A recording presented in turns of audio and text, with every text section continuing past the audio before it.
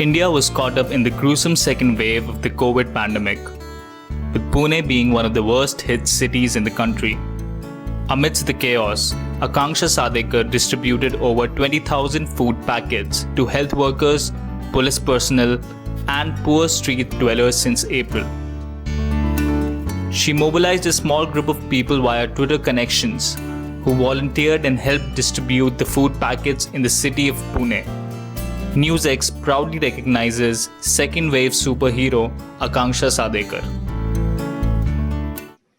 Hello and welcome. You're watching NewsX and I'm Rishi. At a time when India's healthcare system was overburdened and the government was failing, there were some people out there who put their foot down and took the onus on themselves to help out the needy.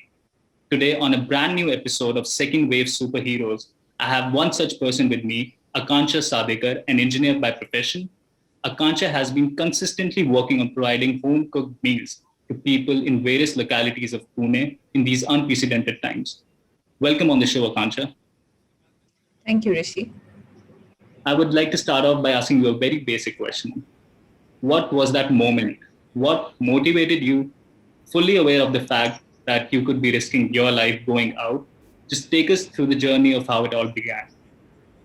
So, Rishi, I have a younger brother who's a doctor, basically a medical intern as of now.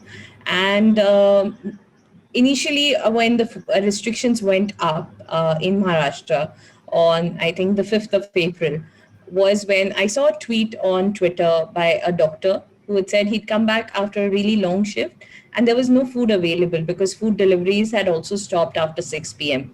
So he was going to eat Maggie that night and he tweeted about it. That really moved the sister in me thinking about my own brother, that it could be my brother tomorrow who could be in such a situation. So I just tweeted back saying that I anyways cook for myself and my younger brother. And I can always make an extra meal and send it out to him if he is somewhere close by in Pune. And that is how literally the thing started, with me putting out a tweet to healthcare workers, doctors, medical students, anybody who was working during the COVID-19 pandemic, the second wave. I wanted to just do my little bit of helping them out. Wonderful. So when the COVID-19 restrictions were implemented in Maharashtra in April, I think it was first week of April, even food delivery services were suspended for a while. How were you able to deliver food to the needy in such a scenario? So that time there was a slight ambiguity that you could get out of the house before 6 p.m. The lockdown wasn't absolutely strict around that time.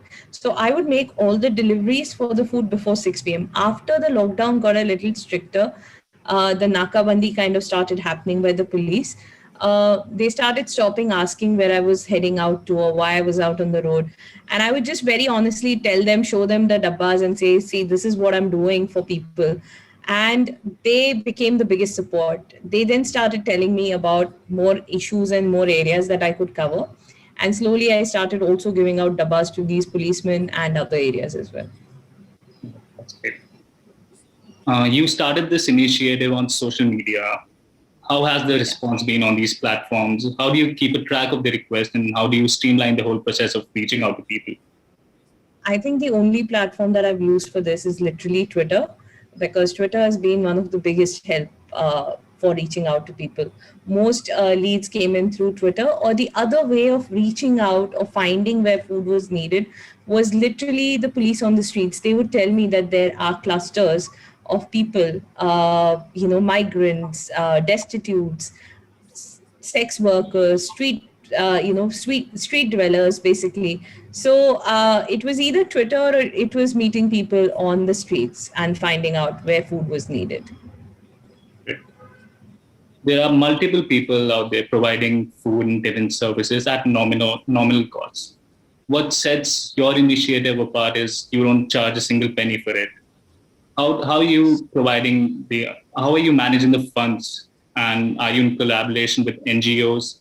Do you take donations? Just take us through this.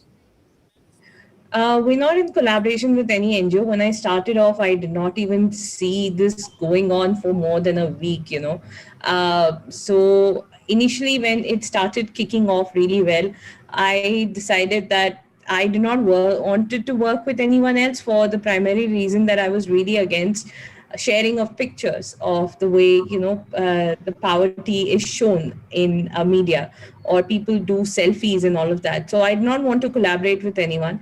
Till date, we are only a team of 4 to 5 people, because I have a very strict this thing of not sharing pictures of the work.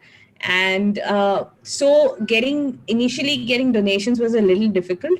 And then I started inviting volunteers locally in Pune. When they started writing off, donations started coming in from people on Twitter.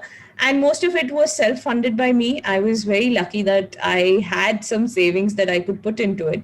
So, self funding and donations from friends, family, and a few strangers from Twitter has been great. All right. My last question to you is, we know that COVID is here to stay. The third wave is inevitable. How do you plan to take this initiative forward? So we've already started a fundraising campaign on Milap and Give India. We are preparing for the third wave already now. If it doesn't happen, that would be great. That is just something that we want. But if it does, we will we are anyways going to continue our work, because they're saying that the lockdown might be eased on the 1st of June. So we're moving more, instead of providing hot meals, then we'll start providing ration kits to people that we've worked with in the past. We've provided hot meals to, so that we know that the ration kits are not being abused, and there's no kind of anything else happening there. So it's reaching people who need it. And fundraisers are on for the next wave, so we don't know how bad that one will be, or what we are going to experience during that time. So we're trying to do our best. Thank you for joining us on NewsX, Akansha. Kudos to you for the service you've been doing, and all the best for the future. Thank you. Thank you very much. For more such videos, subscribe to the NewsX YouTube channel, hit the bell icon.